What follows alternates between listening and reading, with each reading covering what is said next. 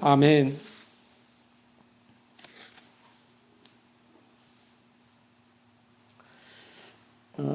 오늘은 민수기 12장 1절에서 8절 말씀 제목은 시기와 비방을 멀리하십시오 라는 제목을 가지고 은혜를 나누려고 합니다.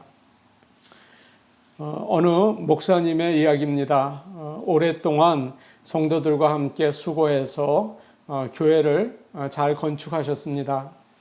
그런데 어려움이 찾아오게 되었습니다. 많은 교인들이 교회를 떠나가게 되었고 그 교회는 재정적인 어려움에 부딪히게 되었습니다.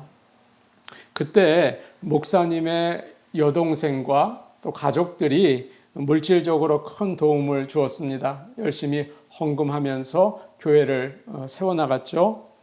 교회가 어려움을 잘 지나가게 되었습니다. 그런데 문제는 그 여동생이 믿음이 식어지거나 마음에 안 맞는 일이 생기면 목사님을 괴롭히는 것입니다.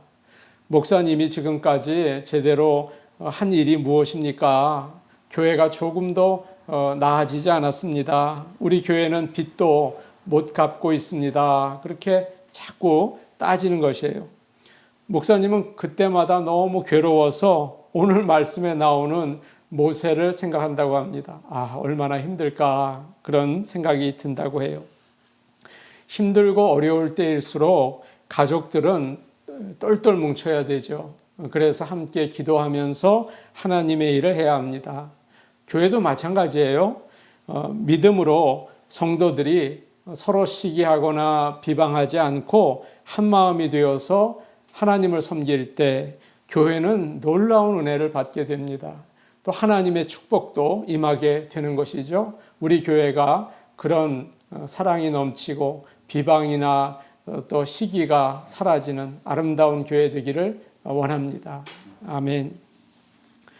오늘 말씀 전에 나오는 11장에서 이스라엘 백성들은 힘이 들다고 불평을 합니다. 그러자 하나님께서 그 소리를 들으시고 몹시 화를 내셨죠. 그들 가운데 불을 내리셨습니다. 백성들이 살려달라고 모세에게 부탁을 합니다. 그러자 모세가 하나님께 기도를 합니다. 하나님께서는 불을 꺼지게 하셨죠.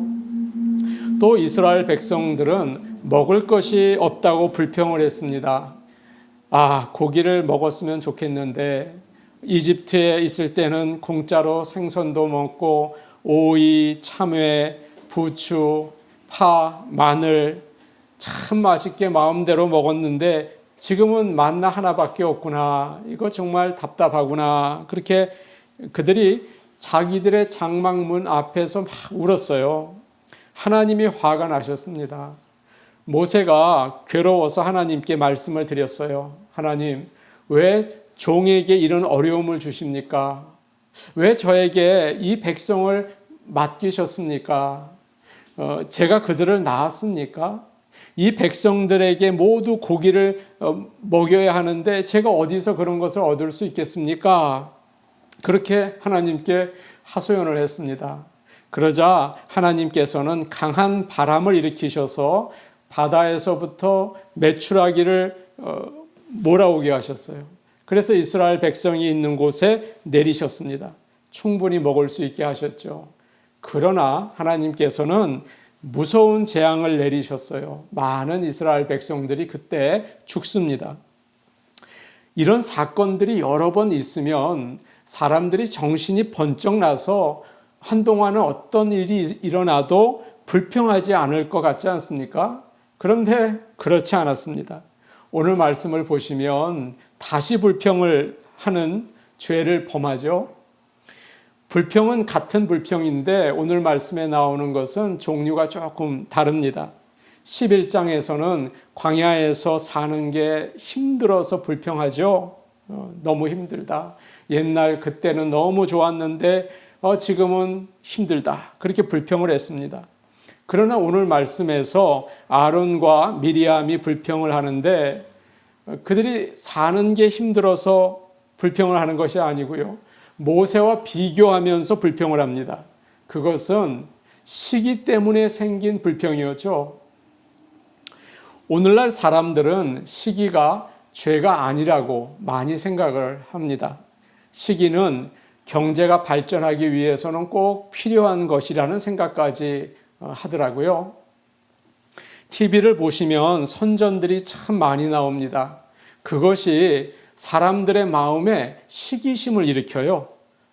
시기심이 커지면 커질수록 효과가 커지는 거죠. 이웃 사람들이 타는 차를 보면서 야, 저 참 좋다. 나도 타야 될 텐데 시기를 합니다.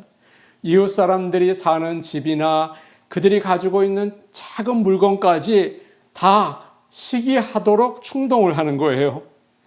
옆집 아줌마가 피부가 참 좋아 보이네. 아주 무슨 화장품을 쓰셨나? 아, 그거구나. 나도 사야겠다. 앞집 아저씨가 자전거를 타네. 참 건강해 보인다. 나도 하나 사야지. 그러는 거예요. 이렇게 사람에게 시기심을 일으키죠. 하나님께서는 십계명에서 내 이웃의 것을 탐내지 말라. 그렇게 가르쳐 주셨죠. 그런데 오늘날 사람들은 반대로 가르쳐 줘요. 내 이웃이 가진 것을 모두 탐내라. 너도 그것들을 사라. 그들과 같이 되라. 그렇게 우리에게 알려주는 것입니다. 나는 가지지 못했는데 다른 사람이 가지고 있으면 못 참아요. 무엇이든지 시기를 해서 가져야 되는 거죠. 그래서 시기가 사람들은 더 이상 죄가 아니라고 생각합니다. 아, 이건 좋은 거다. 경쟁이다. 그래야 경제가 발전한다. 그런 생각을 합니다. 오늘 말씀에서 그 시기가 나오는데요. 얼마나 무서운 것인지 함께 묵상해 보려고 합니다. 1절 말씀 우리 같이 보겠습니다. 1절입니다. 시작. 모세가 굿수 여자를 취하였더니 그 굿수 여자를 취하였으므로 미리암과 아론이 모세를 비방하니라. 모세가 이스라엘 여인이 아니라 굿수 여인과 결혼을 했습니다. 그러자 미리암과 아론이 모세를 비방을 했습니다. 오늘 1절 말씀을 보시면 미리암과 아론이 모세를 비방하니라 라고 되어 있죠. 미리암의 이름이 먼저 나옵니다. 그리고 비방한다는 동사는 여성형 동사예요. 또 이 일로 인해서 나중에 미리암이 납병에 걸려요.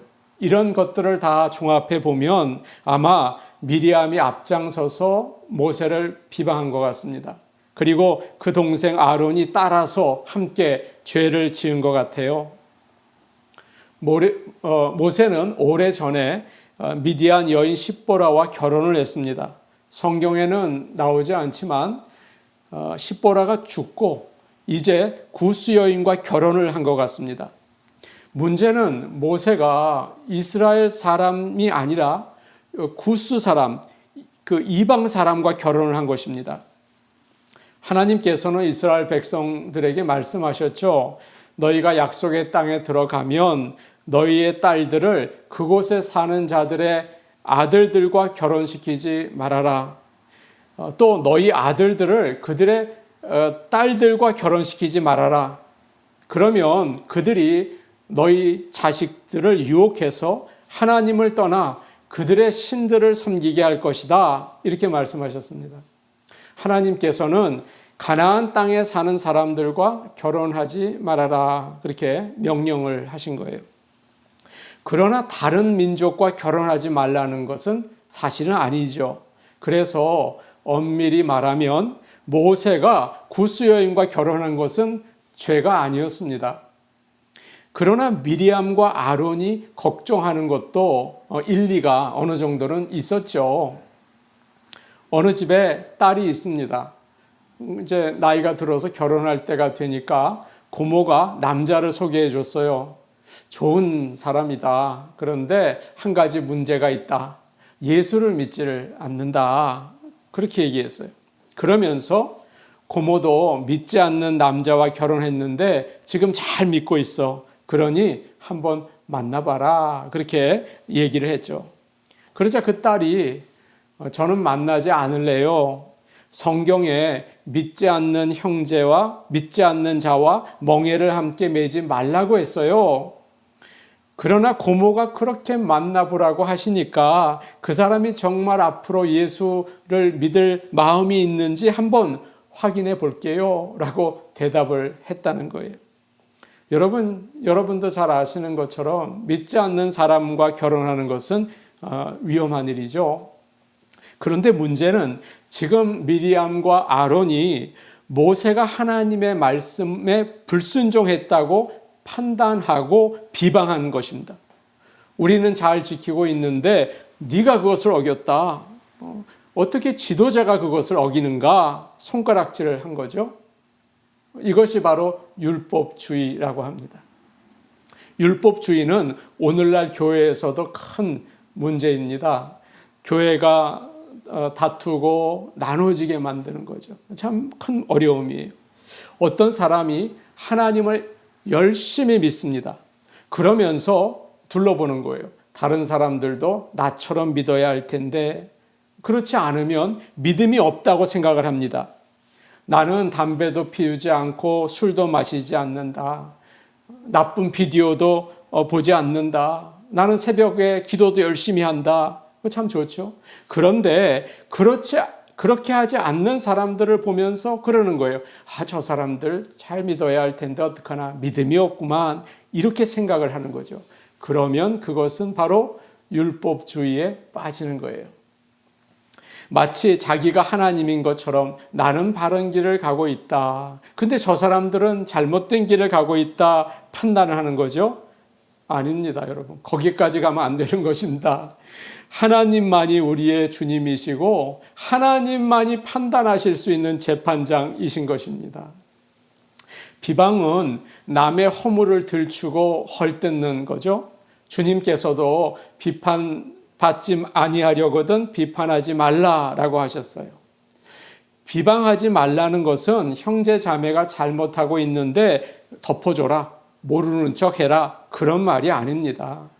우리는 누구나 연약한 사람들이기 때문에 다 넘어지고 잘못을 하잖아요. 그렇기 때문에 뒤에서 비방하는 것은 다 안 되는 거예요. 누구나 비방할 수 있잖아요. 그러지 말고 그 사람을 찾아가서 지혜롭게 알려줘야 합니다. 어쩌면 그 사람은 자기가 잘못하고 있다는 것을 모를 수도 있어요. 그리고 어쩌면 우리가 그 사람을 오해하고 있을 수도 있잖아요. 예수님께서는 마태복음 18장에서 이런 말씀을 가르쳐 주셨습니다. 내 형제가 죄를 범하거든 가서 너와 그 사람과만 상대하여 권고하라. 만일 들으면 내가 그 형제를 얻은 것이요. 만일 듣지 않거든 한두 사람을 데리고 가서 두세 증인의 입으로 말마다 확증하라. 만일 그들의 말도 듣지 않거든 교회의 말하고 교회의 말도 듣지 않거든 이방인과 세리 같이 여기라. 그렇게 말씀하셨습니다. 누가 잘못을 하면 우리는 먼저 기도한 다음에 조용히 그 사람을 찾아가서 단둘이 이야기해야 합니다. 혹시 우리가 잘못 알고 있을 수도 있잖아요. 그러니까 처음부터 잘못하셨습니다. 이렇게 비난하지 말고 겸손하게 상황이 어떤지 물어보시기 바랍니다. 그리고 잘못한 일이 있으면 그건 잘못하셨습니다. 알려주세요. 그때 인정하지 않으면 두세 증인들과 함께 가서 이야기해야 되죠. 그래도 듣지 않아요. 그러면 교회에 말하고 교회의 말도 듣지 않으면 믿지 않는 사람처럼 대해도 좋다. 그렇게 주님께서 말씀해 주셨습니다. 그런데 이렇게 하지 않고 이걸 하지 않고 먼저 다른 사람들에게 가서 비난을 하는 거예요. 또 여론을 부추기는 거예요. 그 사람을 바로 잡겠다고. 그것은 잘못된 일이죠. 미리암과 아론은 이 문제를 가지고 하나님께 기도하지 않았고 모세에게 이야기도 하지 않았습니다. 사람들에게 모세에 대해서 비방을 했어요. 모세가 신앙의 모범이 되어야 할 텐데 어떻게 저런 이방 여인과 결혼을 할 수가 있어? 모세는 지도자로서 자격이 부족해 라고 말한 것이죠. 그래서 어떻게 됐습니까? 나중에 미리암은 이 잘못으로 인해서 나병에 걸리게 됩니다. 우리는 바리새인들처럼 또 오늘 본문에 나오는 미리암과 아론처럼 율법주의에 빠지지 않아야 하는 것입니다. 뒤에서 남을 비방하는 일을 멀리 하시기를 바랍니다. 그런데 미리암과 아론이 모세를 비방한 진짜 원인이 이제 나오는 것입니다. 모세가 구스 여인과 결혼한 것은 결혼했다는 문제는 하나의 구실이었고요. 하나님께서는 그들에게 대답하실 때 이 문제는 이야기도 하지 않으세요. 그러니까 이 문제는 중요한 문제가 아니었던 것이죠. 2절에 중요한 이유가 나와 있습니다. 2절 말씀 우리 같이 읽겠습니다. 시작. 그들이 이르되 여호와께서 모세와만 말씀하셨느냐 우리와도 말씀하지 아니하셨느냐 하매 여호와께서 이 말을 들으셨더라. 아멘. 하나님께서는 애굽에서 고생하고 있는 이스라엘 백성들을 구원하시기 위해서 그의 종을 세우셨습니다. 누구입니까? 모세이죠. 그리고 모세를 돕도록 누나 미리암과 또 형 아론을 붙여주셨습니다. 미리암은 모세의 누나였을 뿐만 아니라 여선지자였죠. 그래서 또 찬양 사역자이기도 했습니다. 이스라엘 백성이 홍해를 건넜을 때 여인들과 함께 하나님을 찬양하지 않았습니까? 그리고 위대하신 하나님에 대해서 선포했습니다. 또한 말을 잘 못하는 모세를 위해서 말 잘하는 형 아론을 함께 일하게 했죠.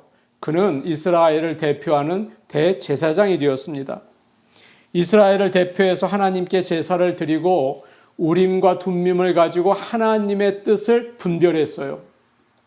그래서 미리암과 아론은 모두 하나님이 세우신 영적인 지도자들이었죠. 지금까지 광야를 지나는 동안 이 세 사람은 모세를 중심으로 해서 호흡을 맞춰가면서 이스라엘 백성들을 잘 이끌었습니다. 그런데 오늘 말씀을 보면 미리암과 아론이 우리도 모세와 같은 리더다. 그러면서 하나님이 모세에게 주신 리더십에 도전을 했습니다. 오늘 말씀을 보시면 2절 말씀이죠. 그들은 모세와 자기들을 비교하고 있죠. 하나님께서 모세와만 말씀하셨냐? 우리와도 말씀하지 아니하셨느냐? 너만 하나님의 뜻을 아는 것이 아니다. 우리도 안다. 너는 거기에다 지금 잘못까지 하고 있다. 우리가 낫다라고 말하는 것이에요. 미리암과 아론에게는 궁극적으로 시기가 있었습니다. 우리가 더 낫다. 그런데 왜 모세만 리더인가? 그렇게 생각한 것이죠. 보통 사람들은 다른 사람이 자기보다 조금 나아 보이면 이제 시기를 하게 됩니다. 저 사람이 있는 자리가 더 좋아 보이고 저 사람이 하는 일이 더 좋아 보이죠. 그러면 시기가 생기는 거예요. 그러나 사랑하는 여러분, 그 생각이 잘못된 생각일 수가 있어요. 실제로는 그렇지 않을 수가 있어요. 11장 말씀을 보시면 모세는 너무 힘이 들어서 하나님께 이렇게 부르짖습니다. 하나님, 저 혼자 이 백성을 돌볼 수가 없습니다. 너무 힘이 듭니다. 이렇게 하려면 차라리 저를 죽여주십시오 라고 이야기하고 있어요. 아마 미리암과 아론이 모세에게 찾아가서 당신의 권한을 우리에게도 주십시오 라고 했다면 그래, 제발 이 백성을 좀 맡아달라. 이 사람들을 데리고 약속의 땅으로 좀 가달라. 나는 차라리 양치는 목자로 돌아가겠다. 그렇게 말했을지도 모르겠어요. 모세는 그렇게 힘들었어요. 겉으로 보기에는 다른 사람이 더 편하고 좋아 보입니다. 다 그렇게 보여요. 그러나 알고 보면 그렇지 않습니다. 우리가 부러워하는 그 사람들이 오히려 우리를 부러워할 수도 있어요. 오래전에 소프라노 조수미 씨가 인터뷰한 글을 읽은 적이 있습니다. 너무 오래돼서 기억이 자세히 나지는 않지만 그런 내용이었던 것 같아요. 조수미 씨가 세계 여러 곳을 다니면서 공연을 하는 이야기를 했습니다. 어느 도시에 가면 먼저 호텔에 들어가서 짐을 풀고 잠깐 쉬었다가 많은 사람들이 모인 공연장에 가서 노래를 한다는 거예요. 그렇게 1년 내내 바쁘게 돌아다닌다고 했습니다. 집에서 지내는 시간은 불과 한두 달 정도밖에 되지 않는다고 했어요. 한 친구가 조수미 씨에게 이렇게 말을 했습니다. 넌 참 좋겠다. 정말 부럽다. 세계의 아름다운 곳을 다 돌아다니면서 사람들에게 박수를 받고 또 좋은 사람들 만나고 맛있는 음식 먹고 얼마나 좋으니? 그럴 때 조수미 씨가 이렇게 대답을 했다고 합니다. 그래? 그럼 너 나랑 바꿀래? 참 기가 막힌 답이었죠. 너는 가정도 있고 남편도 있고 아이들도 있고 얼마나 행복한 생활을 하고 있니? 그런데 나는 매일 밤 호텔 방에서 혼자 자고 아침에 혼자 일어난다. 아버지 장례 때에도 공연 때문에 가지 못했다. 얼마나 외롭고 힘든지 아니? 라고 이야기했다는 거예요. 사랑하는 여러분, 시기가 있으면 나에게 있는 좋은 것들이 안 보여요. 나쁜 것만 보이죠?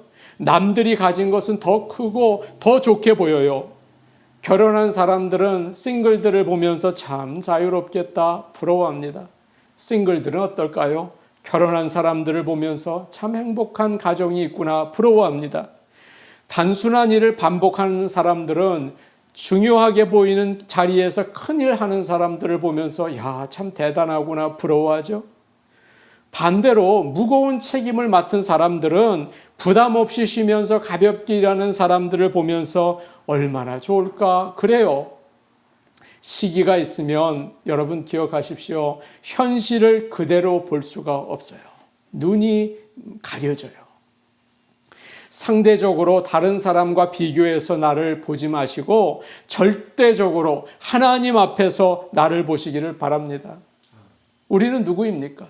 우리는 영원히 심판받아야 하는 죄인들이죠. 그러나 하나님의 은혜로 구원을 받았잖아요. 예수님의 십자가의 보혈로 용서를 받고 하나님의 아들과 딸이 되었습니다.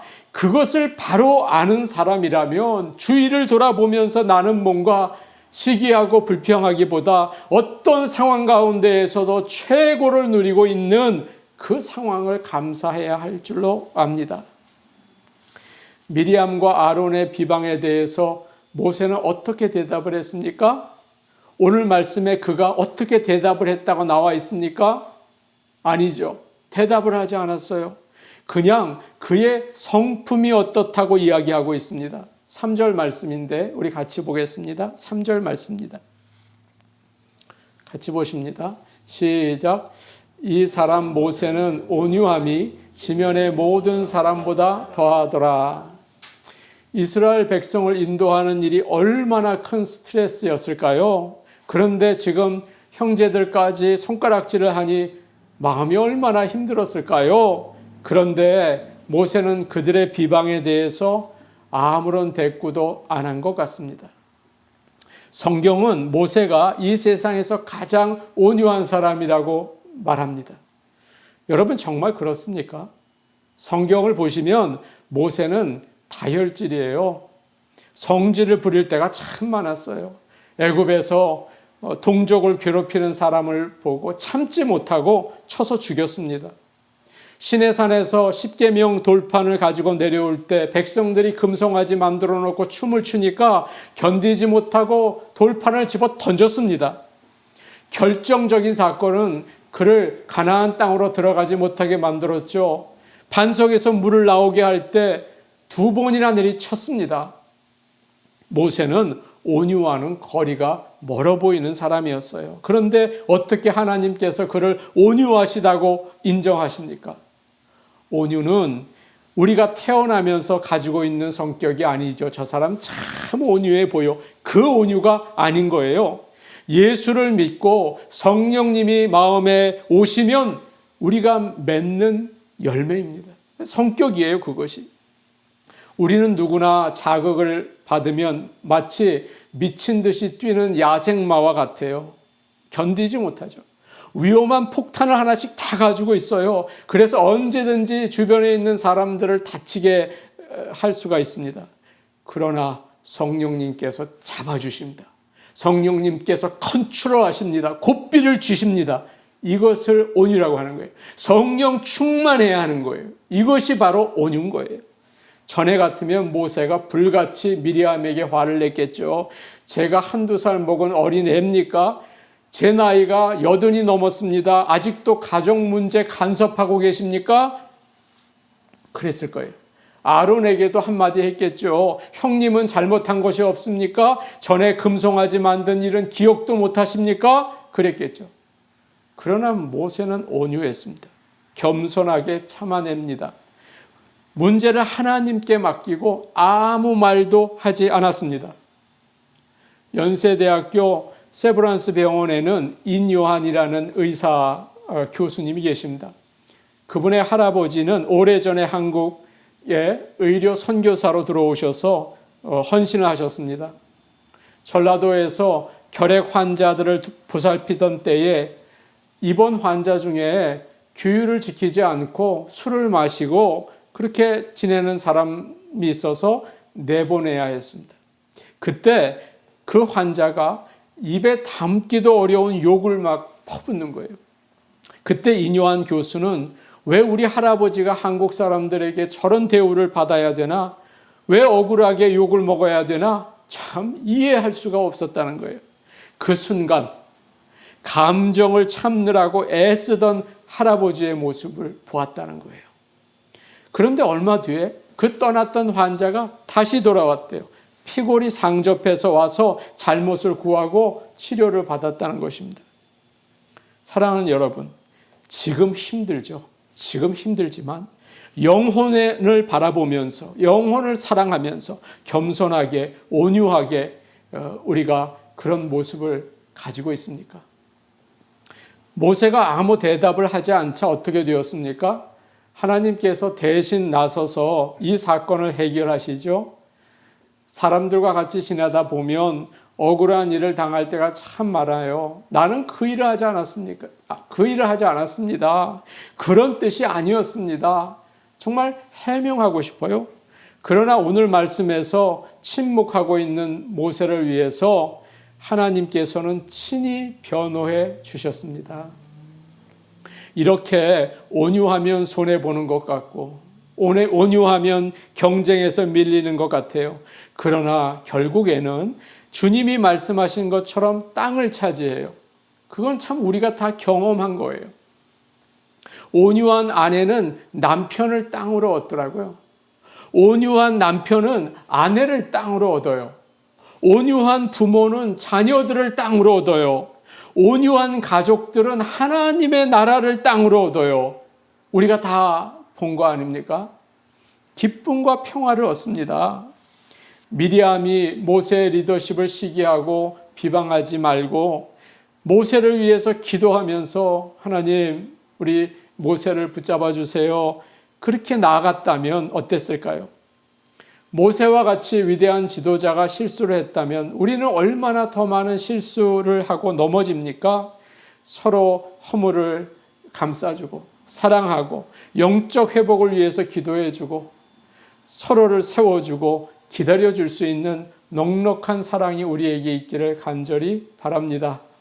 시기하고 비방하는 것을 물리치십시오. 그리고 성령이 주시는 온유함을 가지고 모든 사람을 포용하고 율법주의를 버리고 하나님의 사랑, 십자가의 사랑으로 나가시기를 바랍니다. 그럴 때 우리의 가정은 하나님의 나라를 차지하게 되는 것이고 우리의 교회는 하나님의 나라가 되는 것입니다. 이 진리의 말씀을 기억하시고 진리 가운데 사시기를 축복합니다. 아멘. 우리 같이 기도하시겠습니다. 하나님 아버지, 인생을 살면서 힘들어서 자꾸 불평이 나옵니다. 하나님이 우리에게 주신 것을 잊어버리고 다른 사람이 잘 사는 것을 보면서 시기하고 불평하고 낙심합니다. 하나님 아버지, 상대적인 인생을 살지 말게 하시고 하나님 앞에서 절대적인 인생을 살게 하여 주시옵소서. 죄로 인해서 죽었던 우리를 구하신 하나님께 감사하며 더 이상 어떻게 더 큰 복을 우리가 받을 수 있겠습니까? 그저 주님이 주신 은혜에 감사하며 감격하며 살 수 있는 귀하고 귀한 복된 인생 되게 하여 주시옵소서.